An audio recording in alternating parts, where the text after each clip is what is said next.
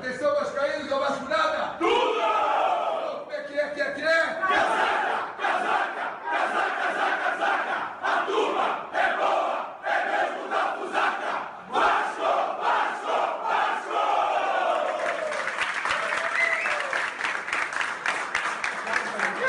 Olá, você vascaíno, você vascaína, seja mais uma vez muito bem-vindo aqui ao canal do Vascão Eterno.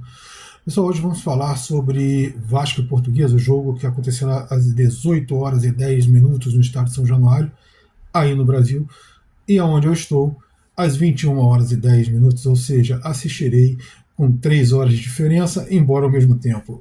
É o que faz o fuso horário. Mas o que interessa é justamente a nossa classificação. Vamos lá. O Vasco está ocupando atualmente a 4ª posição na tabela de classificação com 19 pontos. À frente do Vasco estão o Nova Iguaçu com 21, o Fluminense com 21 e o Flamengo já com 27 pontos e já classificado. Na verdade, os 3 primeiros estão classificados. O Flamengo apenas garantiu já a primeira colocação e o título da Taça Guanabara. Pois bem, o Vasco ele pode se classificar até mesmo com uma derrota. Eu explico a vocês. O Botafogo, que é o 5º colocado, o único que ainda ameaça o Vasco nessa luta pela classificação, está 2 pontos atrás. Então, se o Botafogo empatar ou perder o seu jogo, o Vasco pode até perder, que o Vasco se classifica. Caso o Botafogo vença o jogo, o Vasco será obrigado a vencer o seu jogo também. Bom, dito isso, vamos ao que interessa em si, que é o jogo. O Vasco tem apresentado alguma dificuldade contra essas equipes de menor monta, ou seja, de menor investimento. Foi assim praticamente todas as partidas. Algumas ele foi absurdamente prejudicado por arbitragens muito ruins, mas o fato é que ele não tem desempenhado da forma que se espera que um time com o investimento que tem o time do Vasco desempenhe frente a adversários como o Volta Redonda, o Marcílio Dias, o próprio Nova Iguaçu, de quem o Vasco perdeu, por mais que a arbitragem tenha sido conivente com algumas ações bastante violentas do time do Nova Iguaçu que mereceriam cartões vermelhos. Teve um jogador do Nova Iguaçu que em 2 lances ele merecia o cartão vermelho direto, e no máximo que aconteceu foi levar um amarelo no 2º lance. Então a gente vê que o Vasco foi prejudicado. Mas você não pode ficar esperando que um time de menor investimento tenha jogadores expulsos para que você possa ter um desempenho aceitável frente a essa equipe. E mesmo as partidas que o Vasco venceu, a maioria delas o Vasco não teve aquele volume de jogo e aquela diferença técnica, tática que se espera de um time de investimento que o Vasco tem hoje em dia, frente a esse tipo de equipe, com um investimento muito menor. Você espera um domínio completo do jogo, e não foi isso que aconteceu nessas partidas do Vasco. Sim, o Vasco venceu, tanto que no momento é o 4º colocado da tabela, mas a verdade é que frente a equipes de maior investimento que agridem muito mais o Vasco e que exigem uma atenção muito maior desses atletas vascaínos, o Vasco consegue desempenhar melhor. Então esperamos que o Vasco hoje corrija esses problemas e venha a apresentar um futebol mais condizente com o investimento que o clube tem, que o time tem, né? Tínhamos problemas, continuamos tendo, porque o Zé Gabriel teve 3º cartão amarelo, ele não joga hoje. Eu acredito que automaticamente o Sforza entre na equipe. Ele desempenhou bem na estreia, desempenhou bem também quando entrou contra o Marcílio Dias, então não vejo por que ele não deveria entrar.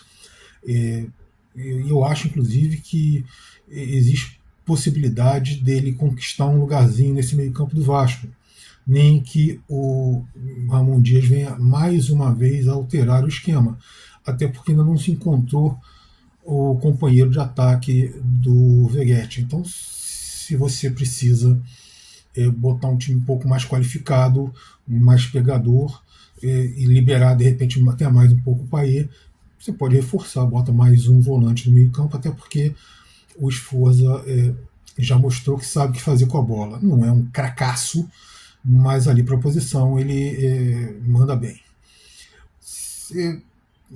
De mudança na equipe mesmo, apenas isso. Né? O Payet, que teve fora do jogo do Marcelo Dias, foi poupado devido a uma virose. Para mim foi um quadro de gripe, mas pode ter sido algum outro tipo de virose também. Já está recuperado, já voltou aos treinamentos, mas eu não colocaria Payet de início. Por que não? Porque se o Vasco consegue se encaixar e abrir 2, 3 gols de vantagem, ou pelo menos 2 gols de vantagem no primeiro tempo, você segura o Payet, poupa o Payet, porque depois nós vamos ter semifinais. As semifinais podem ser bastante complicadas para o Vasco. Sim. Por quê? Porque está tudo em aberto em termos de confronto. O Flamengo é o primeiro colocado, mas ele não sabe quem ele vai enfrentar. Vai enfrentar o terceiro, que no momento é o Nova Iguaçu. Mas vamos ao que pode acontecer. Digamos que o Fluminense perca, o Nova Iguaçu perca e o Vasco ganhe. O Vasco tem chances de ser o segundo colocado na tabela. E aí o Vasco enfrentaria o terceiro. Se o Fluminense empata, o Vasco e o Nova Iguaçu perdem, o Fluminense é o segundo e o Vasco pode ser o quarto. Vai enfrentar o Flamengo. No momento é isso. Se o Fluminense ganha, ele automaticamente é o segundo, praticamente. O Nova Iguaçu teria que tirar, eu não sei nem se ele consegue tirar, porque eu não observei como é que está a questão de vitórias. Mas assim, é muito difícil que haja alteração. O que o Vasco pode conseguir ainda é uma segunda colocação, talvez uma terceira, dependendo do resultado aí do Nova Iguaçu. Assim, para mim, a melhor situação para o Vasco é a seguinte: o Vasco vence bem, o Nova Iguaçu vence e o Fluminense perde. Por quê? O Nova Iguaçu vai ser o segundo colocado, o Vasco o terceiro, o Fluminense o quarto. Você vai ter uma semifinal com o Fla-Flu e o Vasco pega o Nova Iguaçu numa outra semifinal. Ah, mas o Nova Iguaçu já ganhou do Vasco. Sim, o Nova Iguaçu já ganhou do Vasco. Nós já falamos aqui, na época do jogo também, quando ocorreu o jogo, nós falamos que o Vasco foi bastante prejudicado pela arbitragem. Além de que o Vasco tinha mandado a campo um time bastante alternativo nos testes que o Ramon Dias fazia. Então eu acho que o Vasco tem totais condições de ultrapassar o Nova Iguaçu, que seria o mais fácil dos 3 adversários possíveis. Né? Isso é a minha expectativa. A gente vai torcer por isso. Ah, mas quem quer ser campeão tem que ganhar de todo mundo. É verdade, tem que ganhar de todo mundo. Mas se eu posso chegar ganhando num caminho mais fácil, por que eu vou ter o caminho mais difícil? Não faz muita lógica isso. Então, assim, eu espero que o Nova Iguaçu vença, o Vasco vença e o Fluminense perca. Fluminense e Flamengo numa semifinal, o Vasco enfrentaria o Nova Iguaçu numa outra, ainda que o Vasco estivesse em desvantagem. Tá? Por fim, vamos dizer aqui o seguinte: o Vasco não pode perder essa partida, porque ainda que ele se classifique com uma derrota, em caso de derrota do empate do Botafogo, você ir para essa semifinal com mais um resultado ruim frente a uma equipe pequena seria bastante ruim para o moral da equipe. Então eu acho que o Vasco tem que apresentar um bom futebol finalmente, tem que dominar a Portuguesa, pelo menos assim uns 85% do jogo tem que dominar realmente a Portuguesa e tem que construir um placar confortável, 3, 4 gols de diferença pelo menos. Para concluir, o Vasco precisa dessa classificação. Veja, eu continuo com a mesma posição. Eu não acho que o Campeonato Carioca desse ano esteja, e de outros anos já também.